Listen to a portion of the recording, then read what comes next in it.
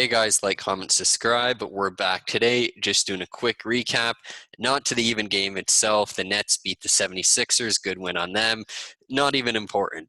And that's because Kyrie Irving just decided he didn't want to play today. He gets paid a Must be bunch of nice. money. Yeah, right? Imagine getting paid more than any of us people basically in the Combined. world.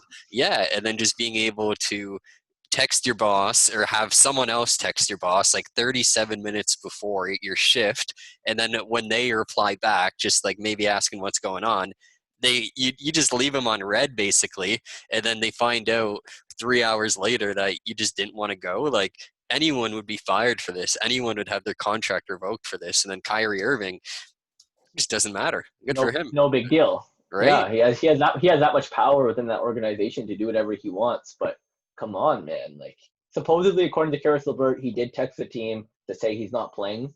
But again, this is right before the game.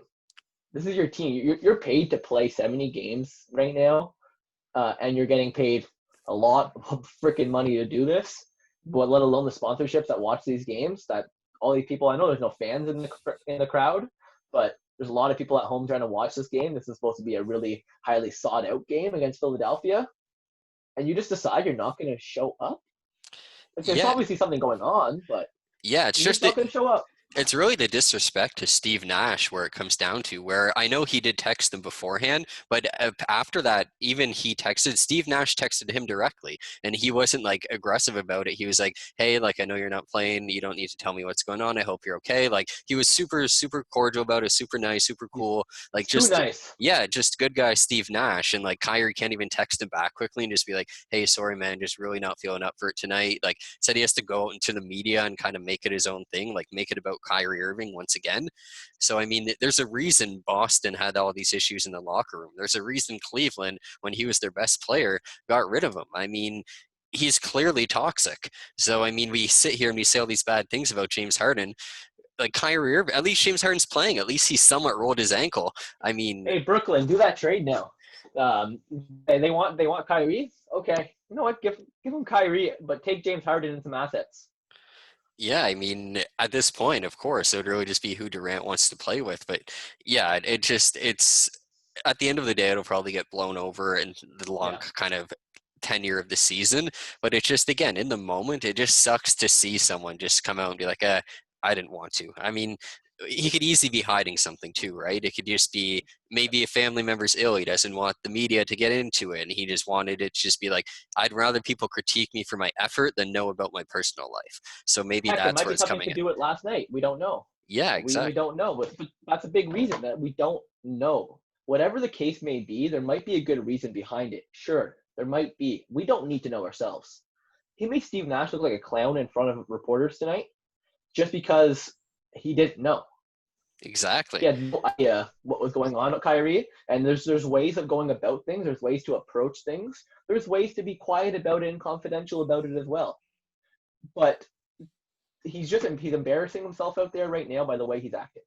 I just feel bad for Nash too, because when I think of coaches like Jason Kidd and things like that, when situations like this happen in your first couple of years, it tends to go on the coach, not the player.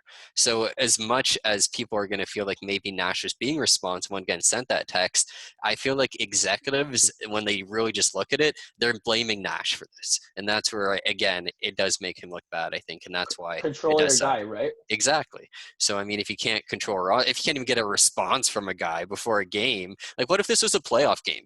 Like, how bad is that going to look on Steve Nash? So, I mean, And this was an important game. yeah, They don't have Kevin Durant right now. He's out with COVID contact tracing. They were playing the best team in the league. Sure, you know what? Brooklyn showed up. Karis LeVert, you showed that you were a very good player. Joe You showed Harris. up tonight. You had a great. Joe Harris played amazing tonight. Exactly. Overall, that team played. They united around each other, and they won tonight. But this is a team. This is a game that they should have had at least one of their two best players out. And right now, I know that I'm not going to blame Kevin Durant for being out for contact tracing. It is what it is. But they really should have had Kyrie Irving out there. And if there was an actual reason, then there's a better way of approaching it. Yeah, like, give them time to say undisclosed injury, anything. It's just, it just, like I said, looks so bad, and it's going to fall on Nash, and it just sucks for that. But Love guys, Nash. definitely. But let us know what you guys think in the comments. Give us a like, give us a subscribe. We definitely hope to hear back. It's not, again, Kyrie Irving as a player. We know he's great, but there's just better ways to go about it, and that's all it comes down to. So please at least watch the full video, give us a like on that, and we hope to hear from you guys soon.